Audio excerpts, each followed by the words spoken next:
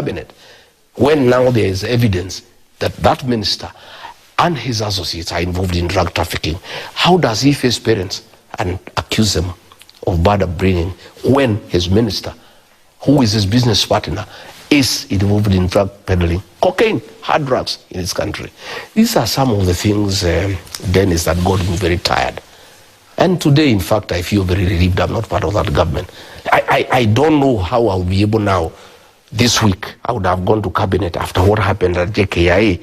I don't know how I would have gone to sit in that cabinet with that minister when I was in charge of fighting drugs and alcoholism on behalf of government, and then I have to sit with the minister who is facilitating drug trafficking in the country. You've painted a lot of negativity and negative things that are happening with the current government, and in that there is now the united opposition that is coming forth and saying we want to form the next government. Let's speak about DCP as a party.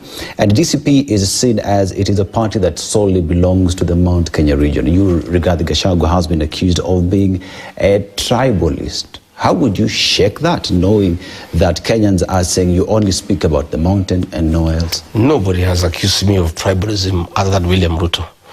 The only tribal thing regarding Gachagua has done is to speak Kikuyu in meetings. When I was looking for votes for William Ruto, I used to speak Kikuyu and I was smiling. Because I don't have to speak to the Kikuyu people in English because they are not Englishmen. They are Kikuyus. And the fact that I'm a national leader has not changed my identity. William Ruto practices tribalism. The other day we were in Ukambani. He sacked the CEO of Kentraco and replaced with his own tribesmen. If you look at the composition of the CEOs in the country, out of about 250, 92 are from his ethnic community. If you look at all the businesses that have been given in this country, he has given to his tribesmen. If you check, they have advertised for police recruitment, about 10,000 positions. Yet, in every sub-county, in every constituency, they are taking 5. 290 times 5 is less than 2,000. 8,000 positions he is taking and giving his tribesmen. He has been doing the same thing for the military. I was there, I saw it, for the teachers. That is a man who practices tribalism throughout. If you look at Nairobi, the composition of officer commanding police stations, out of 14 police stations in Nairobi, 9 are from his tribe. Despite the fact that his tribe, in terms of numbers, in terms of percentage, they're just down there. So you cannot tell me because William Ruto says I'm tribal. My party, DCP, is a national party. I have a very strong candidate in Magarini, in Kilifi. Kilifi is not in Kirinyaga, it's not in Nyandarua. That is in Coast Province. I have a candidate in Narok Township Ward, in Narok. That is not in Nyeri. I have a candidate in Puruko Ward, in Kajiado. That is not Murang'a. I have a candidate in Malava, in Kakamega. That is not Nyanyuki. My deputy party leader, Cleo Malala, is from Kakamega. Kakamega is not Nyeri. The chairman, national chairman, is from Kajiado. Deputy Secretary General is from Narok. Deputy Secretary General in charge of strategy, Owino Mabli, is from Kisumu. Ours is a national party. It's only that because William Ruto sees me there, he sees the Kikuyu whom he hates, despite the fact that they made him president. And when we made him president, we knew he was not one of our own. He has hated us because we have refused to give him our vote.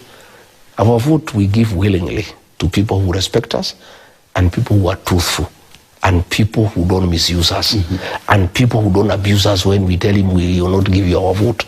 He has been trying to mobilize the rest of the country against us, and therefore we are through with him. That does not make us tribal. In any case, we have many other friends that we are working with. We don't have to work with him, and it cannot be because we supported him.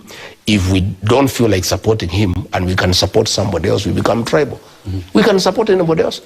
We can support Kalonzo Musyoka. We can support Fred Matiang'i.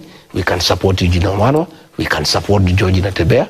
We can support Seki. We can support Mohammed Ali from Nyali. We have no contract with William Ruto that is binding, that because we voted for him in 2022, we must always vote for him. There is no such contract. And I want to tell him, sorry, you feel bad that we have left you.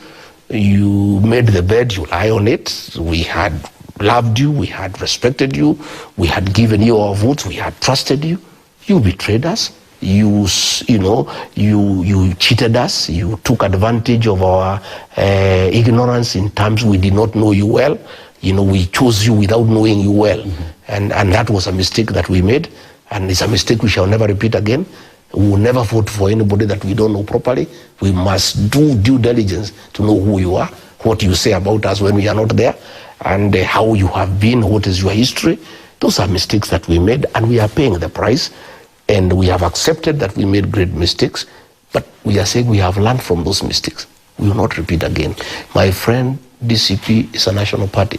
And let me tell you, it is a party that William Ruto fears. All these other parties that are in opposition, their meetings are never interrupted. It's only my meetings. He sends goons and police to beat me up, to beat up my members of parliament. What evidence do you have to show that it is President William Ruto who sends goons to your meetings? But these goons are escorted by police. I am an opponent of William Ruto. Why would police have anything against me? They take instructions from William Ruto. And DCP is his nightmare. And that is why in Banisa, we had a very strong candidate called Adan. And he was going to win that seat.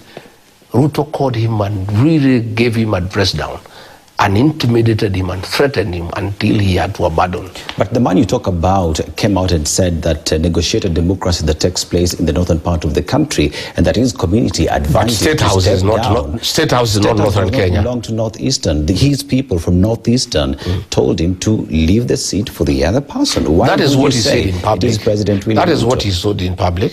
But what he told me in private, including the messages he sent me, I'll show them the message to you. He was thoroughly intimidated. Thoroughly intimidated. William Ruto fears DCP because it's a party of the people. We listen to the ground. It's a serious party with very serious support across the country because we are aligning ourselves with the aspirations of the Kenyan people. And you will see with these by-elections, DCP is not regional. Of course, it has very strong in the mountain because that's where it came from.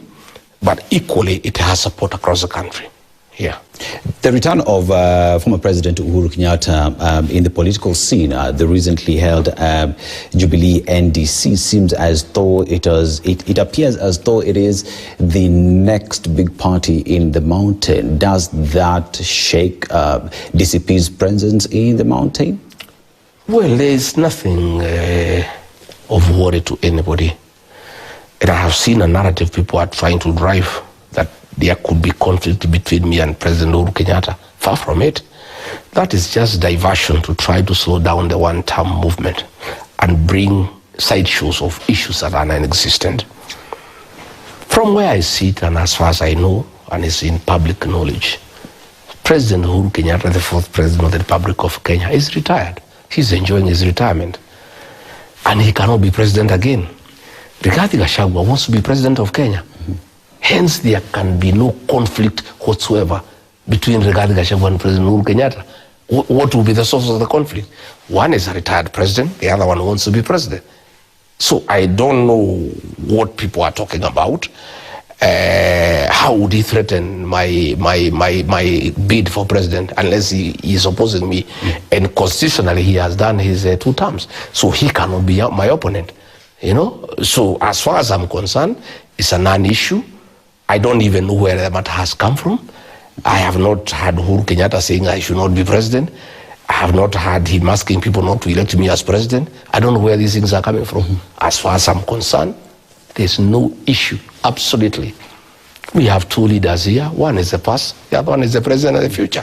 What conflict would there be? Jubilee says it might be going alone, that it might be coming up with its own presidential candidate. And Jubilee, with its base and its stronghold as well being the mountain, it is seen as though it is bringing the challenge on DCP, and others, critics have said that this is meant to divide the mountain because we have two parties that come from the mountain. What would be your response to that? Let me first and foremost, Dennis, if you allow me, at the risk